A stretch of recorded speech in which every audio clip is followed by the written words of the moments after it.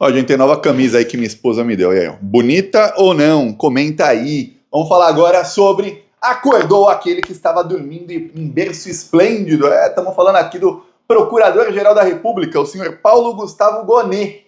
O que aconteceu? Olha, o Gonet denunciou 3 deputados bolsonaristas, 3 deputados do PL, por roubo de dinheiro público. E vão ser presos, viu? A coisa tá feia. O processo está em sigilo, mas começou a vazar coisa e você vê que tá muito ruim para eles. Enquanto isso, o Bolsonaro gravou um vídeo logo depois de chorar, com o olho vermelho, com o nariz fungando, sabe a pessoa que chora e fica com o nariz... Eu não consigo, porque eu não chorei, né? Fica com o nariz ruim, olho vermelho, assim, em que ele implora aí por anistia e ele transforma uma péssima notícia em notícia para celebrar, porque ele está tentando ali movimentar a base bolsonarista. O que acontece é que tem um desânimo muito grande nos bolsonaristas, porque o Trump assumiu e as promessas que foram feitas a eles durante meses é que o Trump ia assumir e o Trump é para cima do Alexandre de Moraes. Que o Elon Musk é para cima do Alexandre de Moraes. Que assim que o Trump assumisse, o governo dos Estados Unidos ia revogar os vistos dos ministros do Supremo Tribunal Federal, o que é uma palhaçada, mas que se fosse feito, os bolsonaristas vão ficar, nossa, não podem mais pisar nos Estados Unidos, olha, vão ser presos se tentarem ir para os Estados Unidos. Iam fazer ali um estardalhaço. E não aconteceu absolutamente nada disso. O Trump e o Elon Musk ignoraram todos os bolsonaristas, ignoraram até aí as súplicas do Bolsonaro para que ele fizesse um convite, um vídeo de 5 segundos. Ô Bolsonaro, eu te convido para minha posse. Isso. E o Trump não fez. Nem os filhos do Trump, nem ninguém. E quando o Eduardo Bolsonaro foi à posse, ele acabou na neve, lá no frio, falando, olha, tá vendo? O pessoal achou que eu ia ser VIP, que ia vir comigo, ó. Tamo na neve. Vou tomar um banho quente. E saiu e voltou pro hotel. Foi isso que aconteceu com o Eduardo Bolsonaro na posse do Trump. Ele aí que disse que tinha convite pra cerimônia e tudo mais. Não foi. Só conseguiu ir a um baile que era chamado Baile Latino, em que não foram aí o pessoal da cúpula do Trump, porque eles não se misturam com latino-americanos, e que os convites ali custavam de 250 mil a $1 milhão. E aí nesses aí eles tinham um convite, né? Deve ter usado o dinheiro do Pix do Bolsonaro. Foi isso. Só. Fora isso, foram humilhados e aí estão desanimados. Então o Bolsonaro gravou um vídeo. Primeiro eu vou mostrar aqui os detalhes sobre as denúncias contra os deputados bolsonaristas. Aí logo depois mostra o vídeo do Bolsonaro. O que acontece é o seguinte, 3 deputados, inclusive um que era vice-líder do governo Bolsonaro, que é o Josimar Maranhãozinho, eles já foram denunciados pela PGR, pelo Procurador-Geral da República. Denunciado é o seguinte, é quando a Polícia Federal já investigou, já fez o indiciamento, do indiciamento da Polícia Federal vai para o Procurador-Geral da República. Aí ele faz a sua investigação e ele, com os dados da Polícia Federal, claro, se ele quiser ele aprofunda a investigação, se não, não, e aí ele faz a denúncia. Fazendo a denúncia, os denunciados podem se tornar no STF réus ou não. Aí o STF vota se são réus ou não. Nesse caso, tá tudo em sigilo. A denúncia foi feita em sigilo, não sei porquê, se roubaram dinheiro público, deveria ser público. O julgamento foi em sigilo e já se tornaram réus os deputados. E o relator do caso é o Cristiano Zanin Martins, que está dando celeridade a isso. O Zanin quer condenar esses deputados até junho, tá? Até junho teremos 3 deputados bolsonaristas condenados e vão ser presos. Serão presos. Segundo aí o Procurador-Geral da República, esses deputados atuaram aí para roubar mais de 7 milhões de reais. Como é que eles faziam? Eles desviavam emendas de outros deputados. Vamos lembrar que o Arthur Lira e o Bolsonaro criaram o Bolsolão, que é chamado pela imprensa de orçamento secreto. Às vezes eles chamam de orçamento paralelo, para parecer que não é crime. E aí, não tinha transparência nenhuma nas emendas parlamentares. Só que tem algumas emendas que são emendas de deputados, e aí é vinculado ao deputado. Não tem como não ter transparência nessas aí. E aí eles pegavam emendas, tanto emendas que deveriam ser transparentes e não eram, como emendas de deputados, e desviavam para algumas cidades. Para quê? Eles desviavam para essas cidades, eles tinham um acordo com os prefeitos e os prefeitos roubavam dinheiro com eles. Eles diziam, por exemplo, olha, vamos gastar aqui 1 milhão para a coleta de lixo na cidade tal. Tem que ter caminhão coletando lixo, né? E aí o que fazia? Pegavam 1 milhão, embolsavam todo o dinheiro, roubavam tudo e não faziam a coleta de lixo. A cidade ficava lá com lixo acumulando? Às vezes sim, às vezes não. Pode ser que já tinha coleta de lixo na cidade e a coleta ficou lá precária. Às vezes a gente vê em muitas cidades do país, principalmente em bairros mais pobres ou em bairros que são periféricos, a gente vê que a coleta de lixo não é bem feita, que vai acumulando lixo, que fica ali lugar sem saneamento básico, com água suja, lamaçal, tudo ruim. E aí quando a gente vai ver, os prefeitos estão pegando dinheiro de emendas parlamentares que eram para isso e roubando junto com os deputados. É isso que acontece, tá? É isso que a direita faz no Brasil. E aí o que acontece? Chega na hora da eleição, esse pessoal vai com parte do dinheiro roubado, boa parte eles já deixam ali separado para quê? Para comprar voto no dia da eleição em dinheiro vivo. Muitas dessas compras de votos são feitas dentro de igrejas evangélicas, tá? E aí o povo vai lá, vende o voto, vota no cara de novo, esse cara é eleito deputado, porque para ser eleito deputado não tem que ter tanto voto assim, tem que ter muito, mas não tem que ganhar de alguém, né? É só estar lá entre os primeiros. E aí o que acontece? O cara continua roubando. E como eles são deputados há décadas, muitos deles continuam ali, eles têm prefeitos, amigos e tal, e aí eles ficam roubando. No caso do Josimar Maranhãozinho, que era vice-líder do governo Bolsonaro, a coisa é pior. Por quê? Porque a Polícia Federal pegou os celulares dele. E pegou os celulares desses outros dois deputados, que eu vou dar aqui o nome, Pastor Gil, pastor evangélico, daqueles que chega na hora da eleição, tá lá na igreja evangélica distribuindo grana, tá? Aí, Bosco Costa do PL do Ceará, Pastor Gil do PL do Maranhão e Josimar Maranhãozinho do PL do Maranhão. Descobriram que o Josimar Maranhãozinho, ele não apenas roubava dinheiro da emenda, ele também desviava dinheiro de emenda de outros parlamentares. Ele falava, ó, parlamentar tal, manda dinheiro aqui para essa cidade, vai, manda lá. E pressionava. E alguns prefeitos não queriam roubar dinheiro público. Tinha prefeito que via a emenda e falava, caramba, eu preciso disso para melhorar a minha cidade, eu vou melhorar aqui a vida da população. E perceberam que o Josimar Maranhãozinho, ele estava ali pressionando e obrigando os prefeitos, estava chantageando os prefeitos. Inclusive com ameaças de violência física. Ou seja, vou te matar, vou te espancar, vou te pegar, se você não pegar esse dinheiro dessa emenda e não liberar pra gente. Bolsonaristas, tá? Esses são bolsonaristas raiz.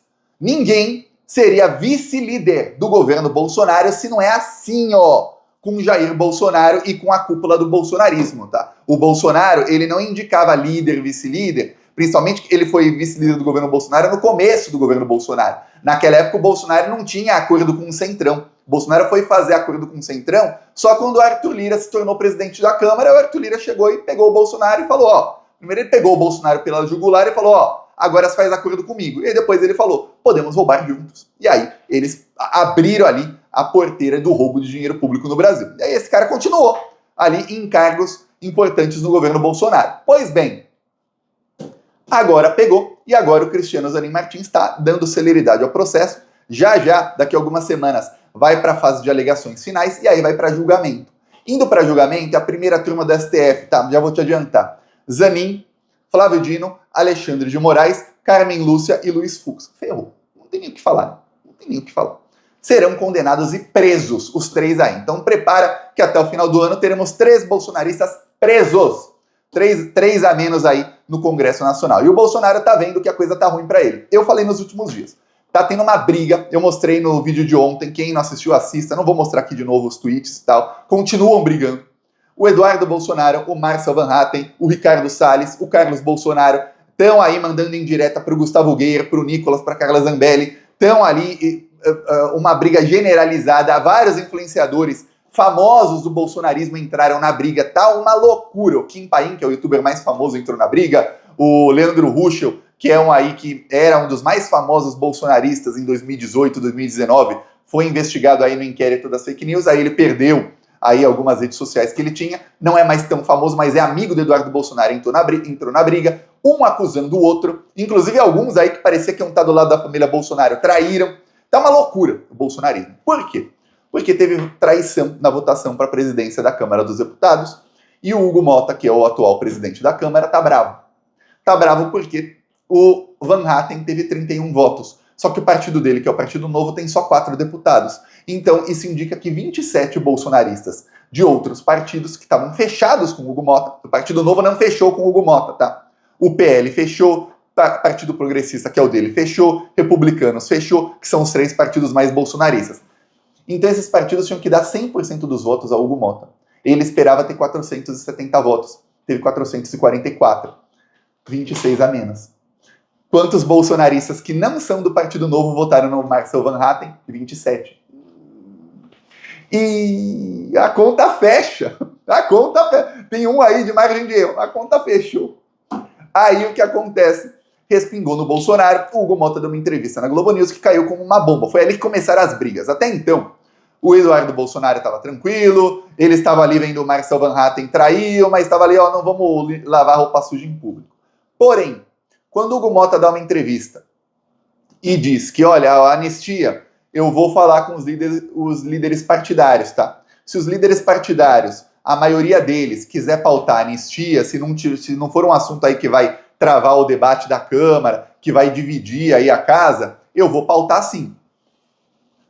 Ele dá aquela entrevista, que é aquela, eu falo, olha, vamos supor, eu falo para alguém, olha, se o São Paulo ganhar de 7-0 do Real Madrid, a gente vai viajar esse ano, hein? Se o São Paulo ganhar de 7-0 do Real Madrid é 0, então nem vão jogar, então difícil. Então a chance de ter maioria aí de líderes partidários querendo pautar anistia é 0. Então a entrevista dele foi praticamente dizendo, eu não vou pautar, só se tiver maioria e se não dividir a casa, vai dividir.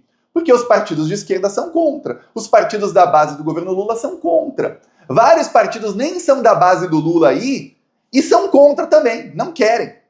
Aí o que acontece? O Bolsonaro parece que chorou, parece mesmo que chorou. E o Bolsonaro gravou um vídeo em que ele tentou transformar notícia ruim numa notícia boa. Claro, e isso tem toda a cara de ser ali instrução do Carlos Bolsonaro para animar a militância. Olha só, vamos lá, Bolsonaro aí. Bem, vimos há pouco uma declaração do novo presidente da Câmara sobre a anistia. Ele foi bem claro na nossa conversa lá atrás, uma conversa bastante respeitosa, que ele botaria em pauta, assim, qualquer assunto que interessasse a maioria dos líderes. E ele disse também que vai se reunir com líderes e, entenda a maioria, o projeto da anistia será aí pautado lá pela Câmara. É o argumento que a gente usa. Como ele disse, né, ficou muito bem claro. Mas não é a minha anistia. Falei, mas eu não estou condenado em absolutamente nada. É a anistia das pessoas. Dezenas e dezenas de pessoas condenadas apenas absurdas. Como tem dezenas e dezenas também que estão em outros países, foragidos. Tem caso de jovens mães com 2 filhos pequenos, 4, 5 anos, que ela dorme e acorda sem ver seus filhos. Como tem também... Se as jovens mães com 2 filhos pequenos tivessem em casa no dia 8 de janeiro de 2023, não fossem nazifascistas que tentaram dar golpe de Estado e abolir violentamente o Estado Democrático de Direito, as jovens mães estariam agora do lado dos seus filhos pequenos. Mas não, foram péssimas mães. E se o Brasil fosse um país sério, já teriam perdido a guarda dos filhos, tá? Já teriam perdido a guarda do filho. Porque nazifascista não deveria ter direito a educar a criança, que vai doutrinar a criança. Mas segue aí. Um foragido, condenado a 17 anos de cadeia, foragido de Ji-Paraná, Rondônia, com 6 filhos pequenos, de 10 anos até um de colo. Se ele tivesse em casa, né, não tava aí com os filhos dele passando aí necessidade sem ver o pai, né? Aliás, a extrema-direita que diz aí que não gosta que as pessoas tenham muitos filhos, que quem tem muito filho é porque quer receber Bolsa Família, eles que disseminam isso aí agora estão querendo, são eles que dizem aí direitos humanos para humanos direitos, agora estão aí querendo e tal. Aí o Bolsonaro fala aí de anistia e falou, o Hugo Mota falou que vai falar com os líderes partidários. O Hugo Mota tá fazendo com o Bolsonaro igual a mãe que não quer comprar nada pro filho e falou, na volta a gente compra, viu? Na volta a gente compra, filhinho. Fica aí quietinho, para de chorar. No caso, o Bolsonaro não... parou de chorar. Tá com cara de que tinha acabado de chorar. Tava chorando, aí o Carlos deve ter falado, se recompõe aí, tem que gravar o vídeo aí, a militância tá desanimada.